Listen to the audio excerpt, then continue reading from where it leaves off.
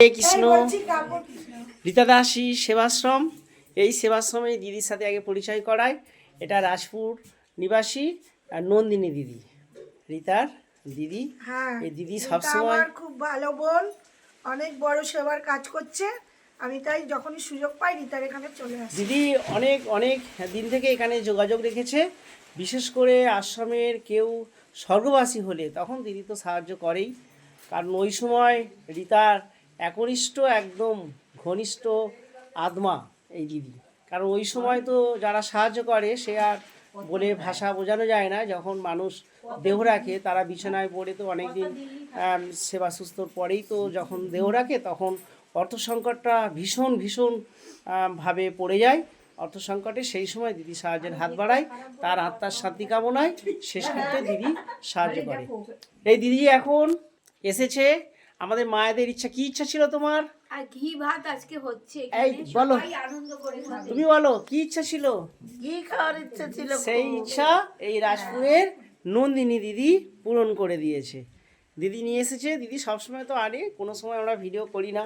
আজকে মাদের একটা এমন ইচ্ছা ছিল যেটা অন্য কাউকে বলা যাবে না, কারণ খাবার জন্য সয়াবিন, নুন, ডাল, ভাত, চাল এগুলো বলা যায়, কিন্তু এটা তো বলা যায় না যে ঘি দাও।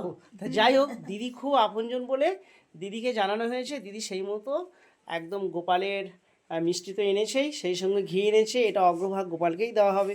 রাধারানীর পুজো হবে, সেখান থেকে নরসিংহ ভগবান পাবে এবং প্রসাদ মনসা শিব পাবে, তারপরে তো মায়েরা পাবে। আর আজকে মায়েরার সঙ্গে সঙ্গে তোমরা কি আলু সিদ্ধ দিয়ে দিয়েছো? একদম আলু সিদ্ধ দিয়েই দিয়েছে, মানে ওরা আর কাল বলে কোনো কথা নেই, আজকেই পাবে। এই পূজারি দাঁড়িয়ে আছে। দাদা, মায়েদের জন্য মিষ্টি আছে, তুমি প্রসাদ করে ওটা মায়েদের সাথে। হ্যাঁ, সব জিনিস তো প্রসাদ করেই পাই। তো যাই হোক, পূজারিও দাঁড়িয়ে আছে, কারণ আজকে তো ভোগ লাগানো হয়ে গেছে।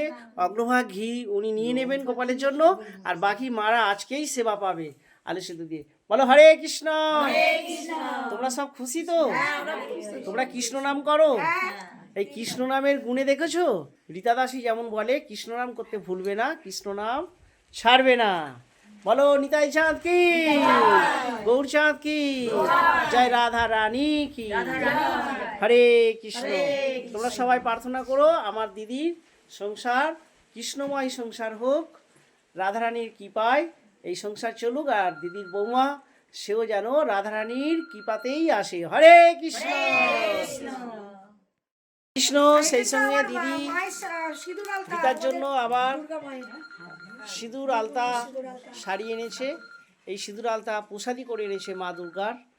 দিদি তো রীতাকে খুব ভালোবাসে, তার মঙ্গলের জন্য সিঁদুর আলতা একদম দুর্গা মা কাছ থেকে প্রসাদী করে নিয়ে চলে এসেছে।